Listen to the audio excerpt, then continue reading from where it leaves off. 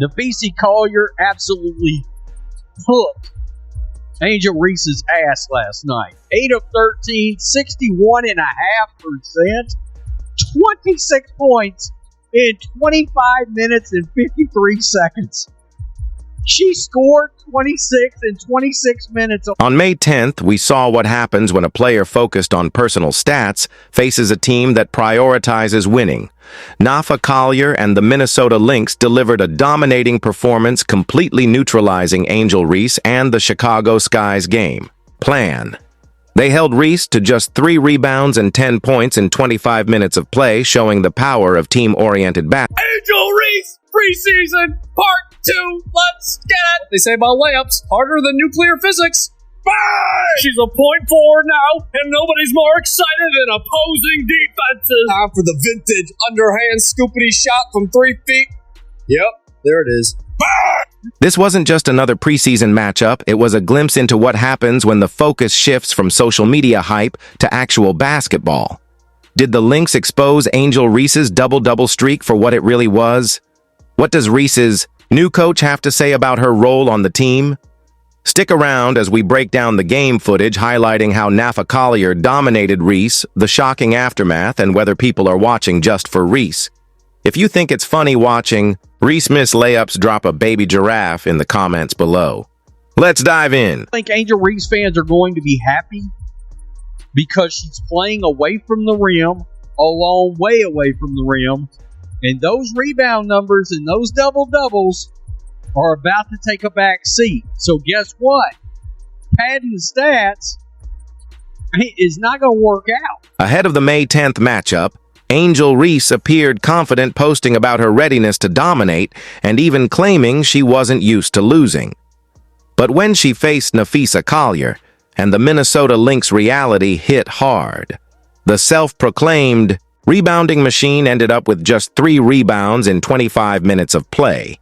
That's not a typo, 3 rebounds from a player who's built her entire reputation on collecting her own missed shots off. I don't want to give away the farm, but Angel was 2 of 8 from the field.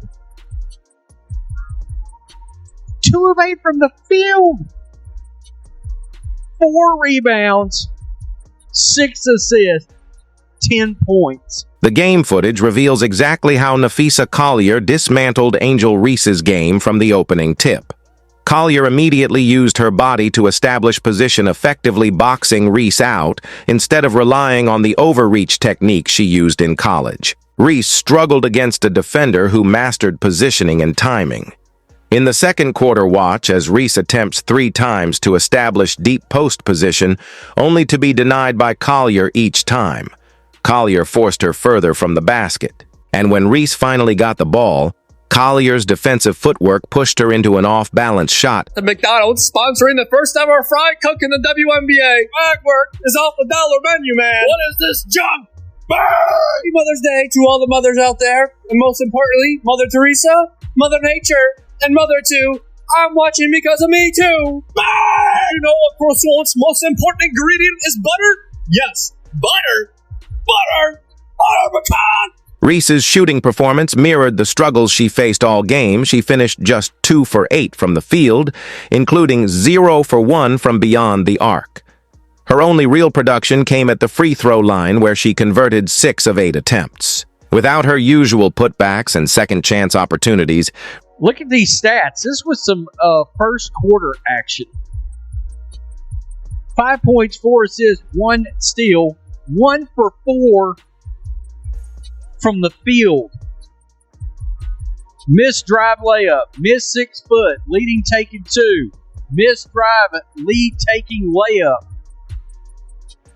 It's going to be another one of those years, folks. The Lynx's team defense deserves significant credit as well. Whenever Reese did manage to get the ball, help defenders quickly swarmed, forcing her into tough shots or passes. The Sky's second quarter was especially rough. They shot just 25% from the field, making only 4 baskets. Meanwhile, the Lynx capitalized, scoring 23 points to take a 40. Collier, I mean, my God, 26 and 5. Absolutely crazy. Okay, the lack of practice or fatigue from her social life is showing itself with Angel Reese. She's doing a lot of watching and slow on defense. Also not communicating. She literally stood there and watched feed backdoor to the rim for a layup from a pass. Reese's first half was particularly revealing. She attempted just 3 shots and missed them all, with her only points coming from free throws. This wasn't just an off night. It was a complete neutralization of her game by a superior defensive player and team. While Reese struggled to make any impact, Napheesa Collier dominated on both ends of the court. Collier finished with 26 points on an efficient 8 of 13 shooting in just under 26 minutes, adding 5 rebounds, a steal, and a block. It was clear who the better player was that night. Collier proved why she's an MVP candidate, while Reese looked like she's still adjusting to professional basketball. Caitlin Clark has 0 free throw attempts. Did the refs swallow the whistle? Well, Angel's got 30. Who has the special whistle again? Oh, okay, yeah, that's right. I remember Angel Reese talking about they must have a special whistle out there. Yeah, this person says, my brain genuinely hurts watching Angel Reese fans interact. One fan on social media suggested that the Lynx had figured out how to stop Angel Reese, and the evidence backs up this claim. By taking away her rebounding advantages, Napheesa Collier exposed the weaknesses in Reese's overall game. Without her, usual second-chance points and putbacks, Reese's offensive impact almost vanished entirely. If I'm being honest, is Angel headed towards a 12-point, 6-rebound, 4-assist kind of season? In other words, being a character actor and not the superstar of this team? To her credit, Reese did show some playmaking ability, recording 5 assists, indicating that she's working to expand her game beyond traditional power forward duties. However, when her primary skills are shut down so completely, it raises serious questions about her effectiveness at the professional level. And look, Angel had a real nice assist last night. For efficiency. I'm not going to lie.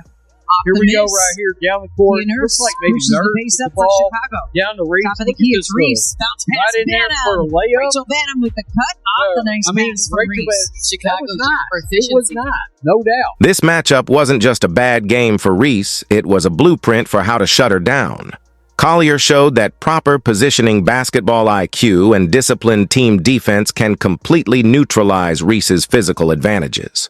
With Collier's on-court dominance putting Reese's performance into question, it's worth scrutinizing some of her other bold claims. She says, people watch women's basketball because of her, but if that's the case, why aren't fans showing up to her games? Yeah, the reason why we watching women's basketball is not just because of one person, it's because of me too, and I want y'all to realize that. People watch women's basketball for me too.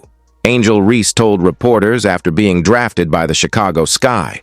Bold words from a newcomer, especially one claiming to be the main reason fans tune in to women's basketball.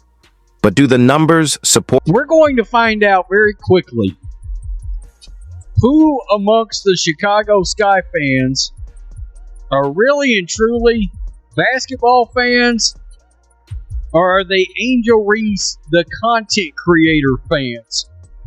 Because, and you got some of those folks obviously tuning in for basketball, but is it because of Angel Reese or for the best interest of the Chicago Sky team and you want to see them win ball games? Let's take a closer look at the facts. Reese's highly anticipated homecoming game at LSU drew just 6,300 fans in a 13,000-seat arena, filling less than half of the seats.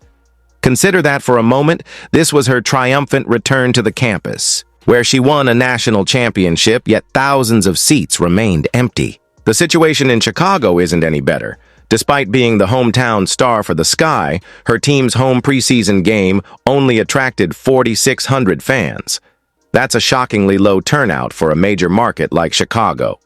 Even when the Sky traveled to Minnesota to face the Lynx, with both Reese and fellow sophomore Camila Cardoso on the court, alongside Napheesa Collier, attendance peaked at just 7,600.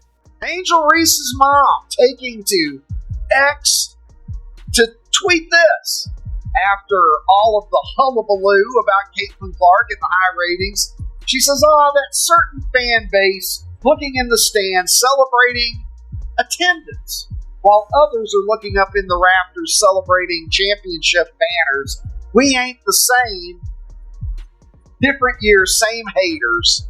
Have a great day. Well, all right. It is a different year, and it is the same haters, but I think you're calling yourself out, Mama Reese. These numbers aren't just disappointing. They directly contradict Reese's claim about her drawing power. If she's truly the player who brings fans to women's basketball, why are there so many empty seats at her games? The contrast with Caitlin Clark is striking. Clark's preseason game in Iowa sold out in just 27 minutes, not 27 days or 27 hours, but 27 minutes. That's the definition of star power. When Clark faced Brazil in a preseason matchup, the game drew 1.3 million viewers on ESPN, outperforming 55 of the 57 NBA preseason games aired since 2010.